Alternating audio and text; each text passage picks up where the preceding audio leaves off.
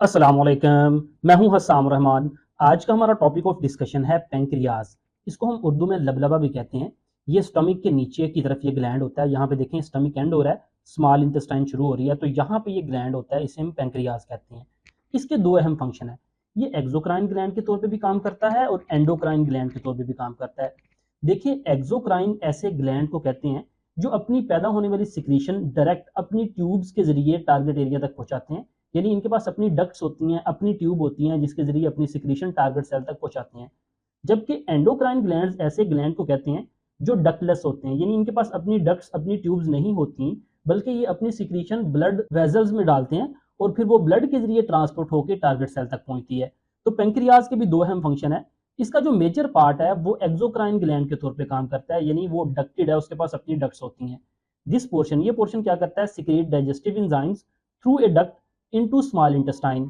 यहाँ पे देखिए, ये जो आपको पेंक्रियाज नजर आ रहा है, ये वाला जो ब्लैक कलर में पोर्शन है इसका, ये क्या है, ये एक्सोक्राइन ग्लैंड के तौर पे काम करता है। यहाँ पे डाइजेस्टिव एंजाइम पैदा होते हैं और वो यहाँ पे पैदा होने के बाद ये देखें यहाँ पे पैदा हो रहे हैं और ये डक्ट्स के जरिए कहाँ पहुंच रहे हैं, ये स्मॉल इंटेस्टाइन का पहला हिस्सा है ड्यूडिनम। तो डक्ट्स के जरिए ये यहाँ तक पहुंचते हैं, तो लिहाजा ये क्या है, ये एक्सोक्राइन ग्लैंड के तौर पे काम कर रहा है।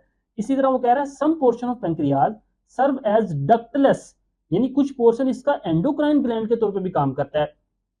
This portion contain groups of endocrine cells refer to as isles of Langerhans.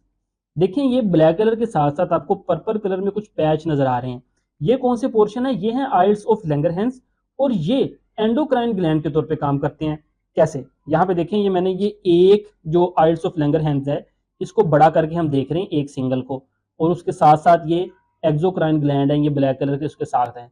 तो इसकी अगर हम बात करें तो कह रहा है these isles secrete two hormone, ये दो हार्मोन खारिज करता है, इंसुलिन एंड ग्लूकागोन।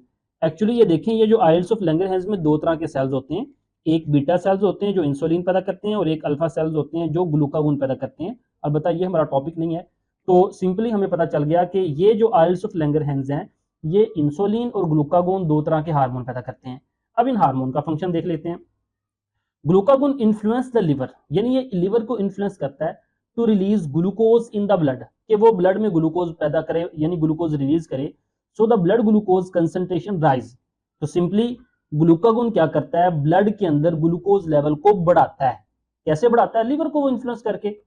इंसुलिन की बात करें तो इंसुलिन इन्फ्लुएंस द लिवर, ये भी लिवर को इन्फ्लुएंस करती है to take excess glucose from the blood, के ब्लड से एक्स्ट्रा ग्लूकोज ले ले, so the blood glucose concentration fall.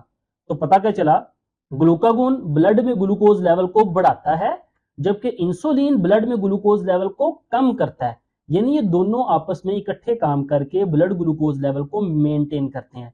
अगर ब्लड ग्लूकोज लेवल कम हो जाए तो ग्लूकागोन खारिज होता है जो उसको बढ़ा देता है, और अगर ब्लड ग्लूकोज लेवल ज्यादा हो जाए तो इंसुलिन पैदा होता है जो उसको कम कर देता है, नॉर्मल पॉइंट पे ले आता है। नेक्स्ट, पेंक्रियाज की अब नॉर्मेलिटी देखते हैं। वो कह रहा है if a person pancreas does not make normal quantity of insulin, यानी अगर इंसुलिन नॉर्मल मिकदार में ना बने, the blood glucose concentration rise, तो ब्लड में ग्लूकोज लेवल बढ़ जाएगा, and we can say that the person has diabetes mellitus. क्योंकि हमें पता है, हम पढ़ चुके हैं कि इंसुलिन का काम है ब्लड ग्लूकोज लेवल को कम करना, लो करना। वो कहाँ जाती है, वो लिवर उसको ले लेता है। तो अगर ब्लड ग्लूकोज यानी इंसुलिन ही नहीं होगी, ब्लड ग्लूकोज लेवल करने वाला, लो करने वाला कोई नहीं होगा, तो ब्लड ग्लूकोज लेवल क्या हो जाएगा, राइज हो जाएगा, ज्यादा हो जाएगा। इस कंडीशन को डायबिटीज मिलाइटस कहते हैं। इसमें क्या यूरिनेशन ज्यादा होती है, मिलाइटस कहते हैं स्वीट इन टेस्ट, यानी यूरिन के अंदर ग्लूकोज लेवल बढ़ जाता है, क्योंकि जाहिर बात है ब्लड में ग्लूकोज लेवल ज्यादा होता है। तो जब किडनी ब्लड को फिल्टर करते हैं तो ग्लूकोज यूरिन में भी आ जाता है, तो इसको डायबिटीज मिलाइटस कहते हैं। जैसा कि पीछे आपने डायबिटीज इंसिपाइटिस पढ़ा था, एंटीडायरेटिक हार्मोन कम होने की वजह से। Person with the diabetes have, अब उसके अब क्या ले नुकसान क्या हैं, loss of body weight, weakness of muscles, वजन कम हो जाता है, मसल वीक हो जाते हैं, एंड टायर्डनेस, और ऐसा पेशेंट जो है वो थकावट यानी थकावट ज़्यादा रहता है। नेक्स्ट, क्योर की बात करें, the disease can be controlled by insulin administration, यानी जाहिर बात है ये इंसुलिन की कमी है, तो हम आर्टिफिशियली इंसुलिन लगा के इंजेक्शन की शक्ल में तो इसको क्योर कर सकते हैं। इंसुलिन सोर्स क्या है, इंसुलिन कहाँ से लेंगे, वो कह रहे हैं फॉर्मली पहले insulin extracted from the animals was used for this purpose, यानी पहले क्या किया जाता था, जानवरों से इंसुलिन हासिल करके डायबिटिक पेशेंट को दी जाती थी।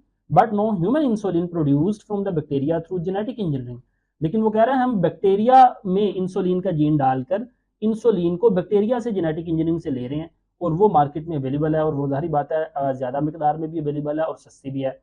तो इस तरीके से उस पेशेंट को क्योर किया जाता है जिसमें नॉर्मली इंसुलिन ना बने। तो ये था आज का टॉपिक, उम्मीद है आपको समझ आई होगी। फीडबैक ज़रूर दीजिएगा। मिलते हैं नेक्स्ट लेक्चर के साथ। अस्सलामु अलैकुम वरहमतुल्लाहि वबरकातुहू।